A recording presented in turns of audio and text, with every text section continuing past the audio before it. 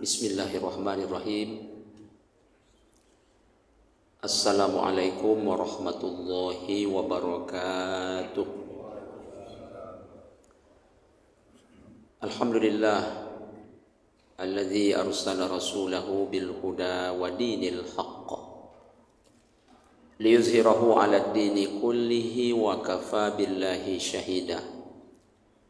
Asyhadu an la ilaha illallah wahdahu la syarikalah wa asyhadu anna Muhammadan abduhu wa rasuluh la nabiyya wa la rasula ba'dah.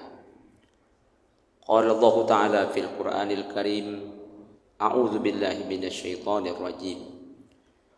Ya ayyuhan nasu u'budu rabbakumul ladzi khalaqakum wal ladzina min qablikum la'allakum tattaqun. Shadaqallahul aliyyul azim. Kaum muslimin, kaum muslimat, tamu-tamu Allah yang berbahagia, marilah kita selalu bersyukur dan memuji Allah Ta'ala. Kita ucapkan alhamdulillahirabbil alamin. Kita masih diberi oleh Allah Ta'ala kesehatan dan kesempatan untuk dapat beribadah, juga dapat beraktivitas. Semoga semuanya senantiasa di dalam keridhaan Allah Subhanahu wa Ta'ala. Amin ya rabbal alamin. Mari kita perbanyak pula salawat serta salam. Allahumma salli ala sayyidina Muhammad wa ala ali sayyidina Muhammad. Kita mohonkan kepada Allah Ta'ala semoga selalu dilimpahkan kepada Nabi tercinta Muhammad sallallahu alaihi wasallam. Dengan seringnya kita bersolawat, semoga syafaatnya dengan izin Allah Ta'ala kita peroleh nanti di hari kiamat. Amin ya rabbal alamin. Jemaah tamu-tamu Allah yang berbahagia, dalam waktu yang sekejap ini semoga Allah Ta'ala mudahkan. Kita nak bahas satu amal praktis yang ringan, tidak berat, tapi Masya Allah keutamaannya sangat dahsyat, baik untuk kita di dunia, terlebih-lebih nanti untuk akhirat. Jemaah tamu-tamu Allah yang berbahagia, apa amalan yang dimaksud? Yaitu membaca surah Al-Muluk sebelum kita tidur. Adakah hadis yang menyebutkan bahwa Rasulullah SAW itu membaca surah Al-Muluk sebelum tidur? Ada banyak hadis. Salah satu di antaranya adalah hadis riwayat Imam At-Tirmizi dari sahabat Jabir bin Abdullah radhiyallahu anhu ardah. Kana Rasulullah sallallahu alaihi wasallam la yanam hatta yaqra'a tabarakallazi biyadihil mulk. Yang artinya Rasulullah sallallahu alaihi wasallam beliau itu tidak tidur sebelum membaca tabarakallazi biyadihil mulk atau membaca surah Al-Muluk. Ayat pertamanya surah Al-Muluk itu tabarakallazi biyadihil mulk wa huwa ala kulli syai'in qadir. Lalu apa keutamaannya kalau surah Al-Muluk itu kita baca sebelum tidur? Hadis dari sahabat Ibnu Mas'ud radhiyallahu an. Suratu tabarakallazi biyadihil mulk hiya al-mani'ah min azabil qabri. Membaca surah Al-Muluk itu sebelum tidur akan menghalangi kita dari azab kubur.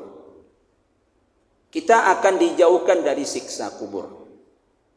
Ini satu di antara keutamaan bila mana sebelum tidur kita membaca surah Al-Muluk. Jemaah tamu-tamu Allah yang berbahagia, ingatlah, tanpa terkecuali pada suatu saat nanti kita pasti pindah dari atas tanah ke bawah tanah. Itu pasti. Kapan waktunya hanya Allah yang tahu. Tapi kita pasti pindah. Apa yang kita maksud pindah dari atas tanah ke bawah tanah? Kita pindah dalam kuburan kita. Kita pindah ke alam barzah. Mau tak mau, suka tak suka, pindah. Maka untuk itu jemaah, sebelum kita pindah dari atas tanah ke bawah tanah, bangun tempat pindah kita itu seindah-indah mungkin. Bangun senyaman-nyaman mungkin. Semoga tempat kita itu laksana taman surga, sehingga nanti begitu kita masuk ke dalamnya kita aman. Jangankan disiksa oleh malaikat, kalau dapat seekor cacing tanah pun tak menyentuh tubuh kita. Jemaah tamu-tamu Allah yang berbahagia. Lalu dengan apa kita bangun tempat tinggal kita bernama kuburan itu Pak Ustaz? Kita bangun dengan amal ibadah kita. Salah satunya merutinkan membaca Al-Muluk sebelum tidur. Saya sangat yakin semua kita bisa. Kenapa saya yakin? Membangun rumah yang biayanya ratusan juta bahkan miliaran rupiah kita bisa. Masa kita tak bisa membangun kuburan kita tanpa biaya? Coba ingat-ingat, berapa habis duit ketika kita membangun rumah kita? Kadang-kadang ada di antara kita tak cukup ratusan juta sampai miliaran. Berapa lama kita tinggal dalam rumah kita? Untuk selama-lamanya? Tidak. Bisa jadi ada di antara jemaah 2024 ini tahun terakhir tinggal dalam rumahnya. Setelah itu pindah ke bawah tanah. Maka kalau bangun rumah ratusan juta bahkan miliaran rupiah kita bisa, tak mungkin kita tak bisa membangun kuburan kita tanpa biaya. Ingat, kita lebih lama tinggal dalam kuburan kita dibandingkan kita tinggal di rumah kita. Berapa lama kita tinggal dalam kuburan? Begitu masuk, keluarnya nunggu kiamat datang. Jemaah, umpamanya kita beli tanah di Rimbo Panjang sana, dekat Uin Suska.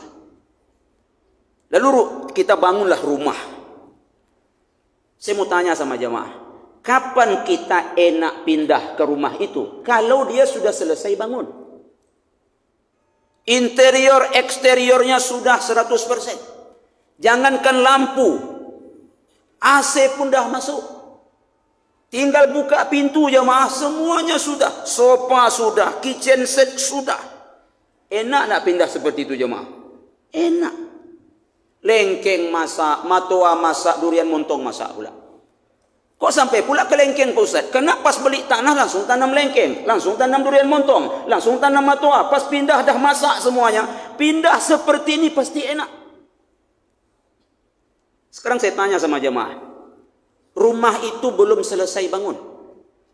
Baru atap, lantai dan dinding. Pintu belum pasang, jendela belum pasang, lampu belum masuk. Mau pindah? Mau pindah? Siapa kita yang mau pindah rumah belum selesai bangun? Kalau rumah dunia saja belum selesai bangun, kita takut pindah. Nekat kita pindah ke dalam tanah, sementara belum kita bangun sehebat mungkin. Preman betul kita. Memangnya sanggup kita melawan malaikat maut? Jemaah, Utsman bin Affan itu umat Muhammad nomor 3 terbaik. Atau bahasa lainnya, sahabat Nabi Muhammad nomor 3 terbaik Utsman bin Affan radhiyallahu anhu warḍah. Dan ingat, Utsman sudah dijamin masuk surga. 10 sahabat dijamin masuk surga, salah satunya Utsman bin Affan. Lalu mengapa Utsman bin Affan? Utsman bin Affan jemaah, kalau melihat kuburan dia menangis. Utsman kalau Rasul cerita surga dia tak nangis. Kalau Rasul cerita neraka dia tak nangis. Tapi kalau Utsman melihat kuburan, Utsman menangis. Basah pipinya oleh karena air mata. Sampai-sampai jenggotnya pun basah jemaah. Sahabat-sahabat yang lain heran lalu bertanya, Utsman, kenapa kau kalau melihat kuburan menangis? Dengarkan jawaban Utsman. Kalau surga itu masih lama di akhirat. Neraka pun masih lama di akhirat. Tapi kuburan, mungkin tak lama lagi aku masuk ke dalamnya. Kuburan tak lama lagi aku akan masuk ke dalamnya. Kuburan itu kata Rasul dua saja. Raudhah min riyadil jannah au hufrah min hufarin nar. Aku terbayang, seandainya kuburanku lubang neraka, begitu masuk habis aku. Siapa yang berkata seperti itu?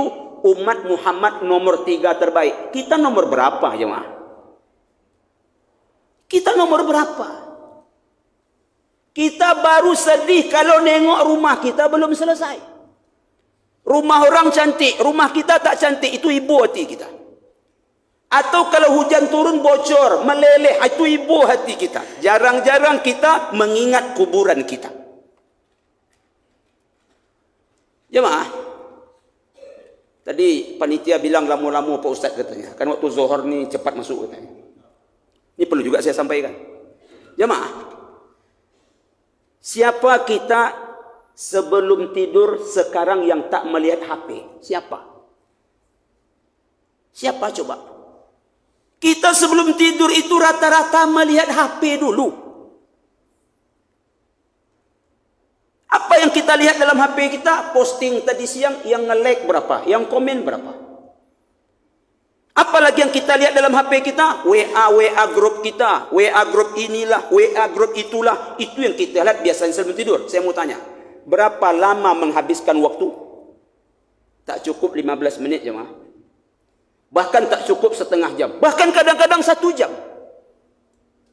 Dan saya yakin, begitu banyak yang kita tengok dalam HP, mungkin ada yang membuat kita dapat dosa. Langsung kita tidur dalam keadaan berdosa. Terbayang tak kalau kita tak bangun-bangun lagi? Lalu apa maksud Pak Ustaz? Kalau nengok HP sebelum tidur sampai 1 jam kita bisa, takkah kita bisa baca Al-Muluk sebelum tidur 15 menit? Nengok HP 1 jam dapat dosa kita bisa. Tak mungkin kita tak bisa baca Al-Muluk 15 menit sebelum tidur. Tabarakalladzi biyadihil mulku wa huwa ala kulli syai'in qadir. Alladzi khalaqal mauta wal hayata liyabluwakum ayyukum ahsanu amala wa huwal azizul ghafur. Alladzi khalaqa sab'a samawatin tibaqa ma tara fi khalqir rahmani min tafawut farji'il basara hal tara min futur, dan seterusnya. Tak mungkin kita tak bisa. Yang manfaatnya jelas. Yang sudah istiqomah, yang belum nanti malam mulai. Mana tahu malam besok kita dah pindah. Kalau saya lambat pindah lagi Pak Ustaz, emangnya mengapa? Awak masih muda Pak Ustaz. Ada cerita muda-muda. Awak lah mau pindah lagi Pak Ustaz. Apa sebab? Masih normal Pak Ustaz. Asam urat tak ada, asam lambung tak ada. Malaikat tak tanya dulu kita asam urat atau asam lambung, tak tanya dulu. Sampai saat pindah, pindah. Jemaah tamu-tamu Allah, terakhir.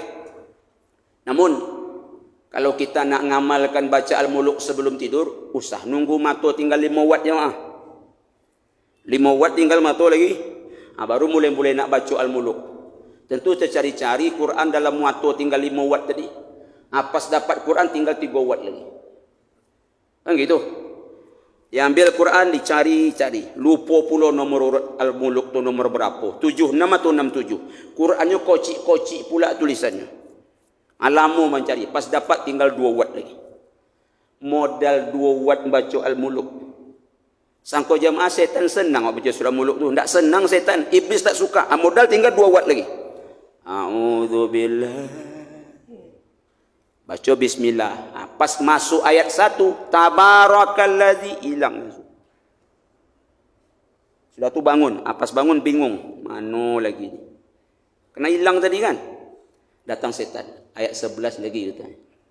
Padahal baru 1 ayat. Setan bilang ayat berapa? Ayat 11. Akhirnya bertengkar kita sama setan. Ayat 2 datang. Dah ayat 11 kata setan. Langsung ayat 11. Pas baca ayat 11 hilang lagi. Pas hilang bangun datang setan. Ayat 30 katanya. Langsung ayat 30. Jadi Al-Muluk 30 ayat, 3 ayat dibacanya. Ayat 1, ayat 10, ayat 30. Tak mempan jemaah. Mesti dibaca 30 ayat mulai 1 sampai ayat 30. yang sudah istiqamah, yang belum malam ini kita mulai. Apa sebab? Kita pasti pindah. Untung-untung kuburan kita raudhah min riyadil jannah. Jemaah tamu-tamu Allah, semoga yang sedikitnya ada manfaat. Kita tutup dengan doa kafaratul majlis. Subhanakallahumma wa bihamdika asyhadu alla ilaha illa anta astaghfiruka wa atubu ilaih. Billahi taufiq wal hidayah. Wassalamualaikum warahmatullahi wabarakatuh.